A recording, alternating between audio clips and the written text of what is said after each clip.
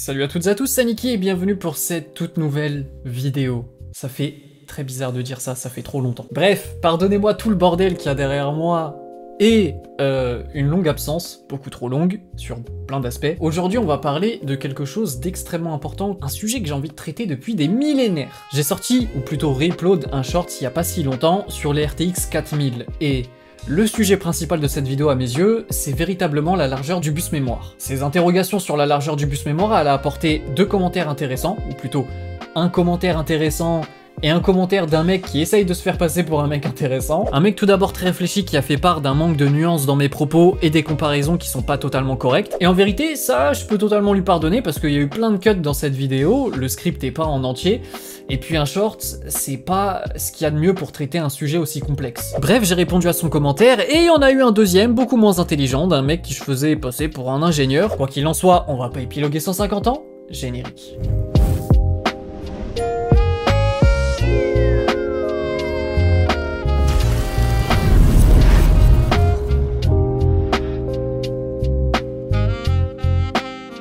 Les gars, il y a énormément de choses à savoir sur la largeur du bus mémoire et je suis obligé de faire des approximations dans mes comparaisons pour rendre ça le plus digeste possible pour le plus grand nombre. Avant de rentrer dans les détails, on va commencer par faire une petite rétrospective. Qu'est-ce qu'il y avait avant, comment faisaient les ingénieurs d'NVIDIA avant et pourquoi ils ont pris les décisions aujourd'hui de rétrécir ce bus mémoire. Parce que là, vous le voyez, on est sur les specs de la GTX 580, donc une carte graphique qui date énormément. Et qu'est-ce qu'on peut voir? 384 bits. Pour une, certes, carte graphique haut de gamme, mais même les cartes graphiques qui sont en dessous, donc les 570 par exemple, elles avaient des bus mémoire beaucoup plus élevés que les 4070 qu'on a aujourd'hui. Pourquoi? Ce que j'expose dans le short, c'était avant tout pour des raisons de coût, de budget. Ça permet à Nvidia de gagner de l'argent et on va y revenir un peu plus tard. Là, vous voyez, on prend une 4060 Ti et qu'est-ce qu'on voit? 128 bits. Il y a 4300 shaders à l'intérieur et on fout un bus mémoire de 128 bits. C'est ridicule, c'est ça, c'est tout petit, c'est tout fin. Il y a 22 900 millions de transistors dans cette carte graphique, vous allez pas me faire croire que 128 bits c'est suffisant. Je reprends exactement la comparaison que j'avais prise. La 3070, on a un bus de 256 bits, ce qui est normal pour une 3070, et la 4070, on passe à un bus de 192 bits. La 4070 aurait dû avoir un bus de 256 bits. Il n'y a pas de débat à avoir là-dessus. Pour une raison simple, on a exactement le même nombre de shaders, mais on a quasiment le double de transistors. Et à côté de ça, des fréquences toujours aussi élevées quand on les compare. Donc, qu'est-ce que j'en conclus? Il y a toujours plus de données à faire transiter quand on joue à des jeux vidéo, quand on fait des calculs de 3D, vu que tout est plus lourd. On a plus de puissance brute, factuellement, et pourtant, on se retrouve avec un bus mémoire plus petit. Moins large. Alors on pourrait se dire, bah Niki, la bande passante elle est plus élevée sur la 4070, et puis il y a un égard de perf.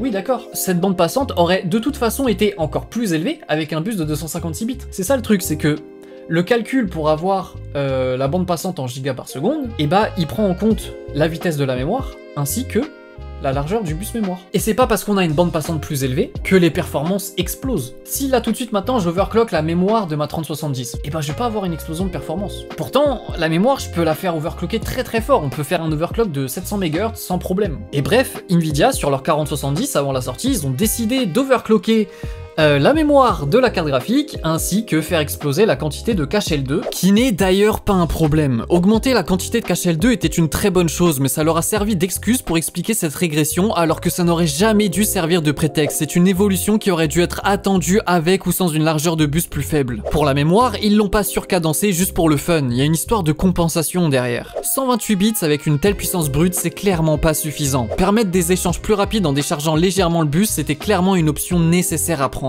Faut bien comprendre quelque chose, quand des ingénieurs prennent une décision technique, c'est jamais une coïncidence. Quand la 4060 Ti perd quasiment 40% de sa bande passante par rapport à la 3060 Ti, c'est pas parce que Merlin l'Enchanteur lui a volé des gigas par seconde, mais parce que la largeur du bus a été divisée par 2. La 4060 Ti c'est 22 teraflops avec une architecture censée être plus performante, pourtant elle est even avec la 3060 Ti qui culmine à 16 teraflops. Si ça c'est pas la preuve qu'il y a un véritable problème avec l'architecture mémoire des RTX 4000 et 5000, je sais pas ce qu'il vous faut. Alors certes, il y a aussi une histoire de shaders en moins, d'unités de texturation en moins, etc. Mais vous avez compris le principe. À l'époque, c'était obligatoire d'avoir des bus mémoire larges parce que la bande passante, elle était forcément limitée d'une manière ou d'une autre. La mémoire des GPU, elle était pas très rapide, on pouvait pas la pousser de fou malade, donc on était obligé de passer par des bus mémoire larges. D'autant que La quantité de mémoire cache à l'époque, sur les 580 par exemple, était extrêmement faible. On n'avait même pas un tout petit mégaoctet à mes souvenirs.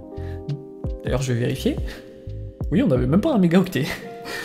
Alors que maintenant, aujourd'hui, à l'heure actuelle, même des cartes d'entrée de gamme, ils l'ont, ce petit mégaoctet. C'est pour dire l'ampleur du gap. Et puis finalement, le troisième point, le plus important, les architectures GPU à l'époque étaient beaucoup moins efficaces et optimisées que ceux d'aujourd'hui. À l'heure actuelle, Nvidia, ils ont des super algorithmes pour compresser toutes les données qui passent par le bus mémoire et ainsi avoir moins de transit. Donc forcément, une 580, encore une fois, elle avait besoin de cette largeur de bus. Aujourd'hui, c'est moins justifié. Mais c'est pas parce que c'est moins justifié que c'est injustifiable. Ça veut rien dire. Bon, j'arrête la philosophie.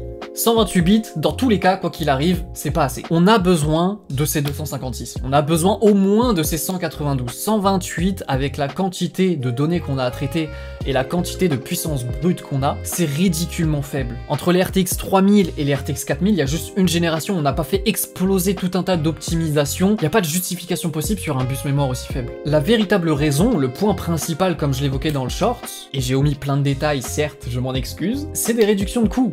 Et ce pour une raison simple, le bus mémoire c'est pas quelque chose de magique, c'est quelque chose de physique. C'est de l'hardware. La largeur du bus mémoire, ça se traduit par quoi? Si Nvidia veulent implémenter un bus mémoire plus gros sur un GPU, ils vont devoir beaucoup plus travailler sur le PCB de la carte graphique. Il va y avoir beaucoup plus de circuits, beaucoup plus de travail sur les puces qui contrôlent la mémoire d'une manière ou d'une autre. Donc, pour éviter à devoir faire des PCB toujours plus complexes les uns que les autres, ils se le réservent pour leur très haut de gamme, à savoir les 80, les 90 et les TI, pour ainsi faire des économies sur leur modèle d'entrée de gamme. Alors, c'est qui paye à la fin? Bah c'est vous. Pour le même prix du GPU, vous avez moins de performance. Et vous vous en rendez pas compte parce que vous vous dites, oui mais regardez par rapport à la génération précédente, il y a un gap de perf, il y a 15% de performance en plus, il y a plus d'IPS, certes, mais comme je l'ai dit en début de vidéo, vous auriez encore plus d'IPS, encore plus de performance si Nvidia arrêtait de vous pisser dans la bouche. C'est ça qui me fait péter un plomb, c'est qu'Nvidia sont en train de vous pisser dans le cucu, et vous êtes là en mode, oh oui j'adore, ouais. La GDDR7 sur les RTX 5000, c'est super. Mais le principe de la vidéo, c'était quoi? C'était de dire que les RTX 4000 étaient une honte. Et que les RTX 5000 sont pas spécialement mieux. C'est pas parce que on a un nouveau type de mémoire que tout d'un coup, ça rend légitime, encore une fois, le bus mémoire limité. À quel moment on se dit que c'est ok que Nvidia, pour le même prix, fasse descendre la puissance brute d'un GPU, parce que c'est ce qu'ils ont fait, ils ont réduit le nombre de shaders. À quel moment c'est ok? À quel moment on a commencé à accepter ça? S'ils font ça, ils doivent vendre leur GPU moins cher. Bref, je suis en train de perdre ma tête, de perdre toutes mes idées, ça va dans tous les sens, je suis désolé si c'est flou, mais tout ça pour dire que les RTX 4000, c'est une honte, les RTX 5000, c'est un peu mieux, mais c'est toujours honteux, et il n'y a aucune justification à ça. Personne ne devrait défendre Nvidia sur ce point, c'est honteux. C'est pour ça que sur l'ancienne chaîne Flatitude Tech News, parce qu'elle a été supprimée, que je faisais plus de vidéos sur l'hardware. Parce que ça me cassait les couilles, il y avait que des mauvaises nouvelles dans tous les sens. Et vos vidéastes préférés, ils sont en mode « Waouh, regardez, 20% de perf en plus, c'est trop bien, la carte elle est trop bien. » Bah non! Non, évidemment que non! Non, c'est pas bien! Je n'avais plus envie de faire de vidéos du tout, parce que c'était mauvaise nouvelle sur mauvaise nouvelle, on s'est tapé des générations de merde, que ce soit côté CPU, côté GPU, et même du côté des téléphones. Y a rien d'extravagant, y a rien à se mettre sous la dent en réalité. Alors oui, c'est super, Nvidia ils sortent des cartes graphiques, des 5090 à 3800 milliards d'euros avec 3 milliards de teraflops. Ok, je m'en bats les couilles, très honnêtement, parce que ça fait des années que le plan de jeu d'Nvidia c'est vendre plus cher ou au même prix, pour moins puissant, avec une quantité de mémoire limitée, et oui, c'est pas une coïncidence si leurs modèles haut de gamme ont 16 et 24 Go, et que tous les modèles en dessous ont 8 Go, les deux sont limités pour des raisons qui ne sont pas techniques. Certes, il y a des explications, mais c'est pas la raison principale, pour des raisons d'économie de budget. Bref, je pourrais en parler pendant encore extrêmement longtemps. Comprenez bien que Nvidia, c'est pas vos amis. Ils sont pas là pour vous faire plaisir, bien au contraire. Ils sont juste là pour jauger. Ok, à quel point je peux leur pisser dans le cul sans qu'ils s'énervent trop, qu'ils continuent d'acheter? Bah beaucoup, visiblement, parce que personne n'en a rien à foutre, j'ai l'impression. Je suis pas là en mode acheter du AMD, parce que AMD aussi ont des problèmes avec les architectures RDNA, on en reparlera dans de prochaines vidéos. Cependant, AMD, depuis des années et des années, ils ont toujours foutu beaucoup de VRAM dans leur GPU. Ils ont toujours eu des bus mémoire qui sont relativement larges. Ils ont jamais essayé de pisser dans le cul de leurs clients en vendant des cartes graphiques moins puissantes pour le même prix, voire plus cher. AMD, leur tort principal, c'est de s'aligner avec Nvidia. Et le problème c'est quoi? C'est que Nvidia, s'ils vous pissent dans le cul, AMD, en conséquence, d'une manière ou d'une autre, ils vont vous pisser dans le cul eux aussi. C'est juste de la logique. Bref, j'espère, avec toutes ces effusions de sang, que le message que j'essaye de faire passer sera passé. En attendant, j'espère que cette vidéo vous aura plu. N'hésitez pas à la liker et à la partager si c'est le cas, à vous abonner à la chaîne si ce n'est pas déjà fait. Et en attendant une toute prochaine vidéo, je vous dis ciao tout le monde.